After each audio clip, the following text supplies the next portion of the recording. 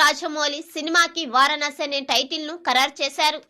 Globe trotter event లో title తో పాటు వారణాసి యూనివర్స్ ని పరిచయం చేశారు.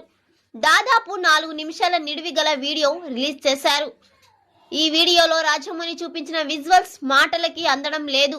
యుగాలు, ఖండాలు, దేశాలు, భూమి, ఆకాశం, అంతరిక్షం, చరిత్ర, ఇతిహాసం, పురాణాల మహేష్ బాబు రుద్ర పాత్రలో కనిపించారు. ఆ పాత్రని వారణాసి టైటిల్ రివీల్ చేసిన తీరు ప్రేక్షకులని కట్టిపడేసింది. రామాయణంలోని ఓ కీలక ఘట్టంతో ఈ కథ ముడిపడి ఉంది. ఇందులో మహేష్ రాముడిగా కనిపిస్తారని స్వయంగా రాజమౌళి చెప్పారు. అయితే కాశీలో ఆయన పేరు రుద్ర.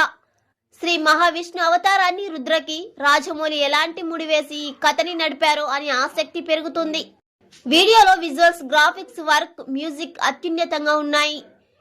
ఈ వీడియో చూశాక వెండితెరపై రాజమౌళి ఓ దృశ్య కావ్యాన్ని ఆవిష్కరించుచున్నారని 2027లో వేసవిలో ఈ సినిమా ప్రేక్షకుల ముందుకు రానుంది.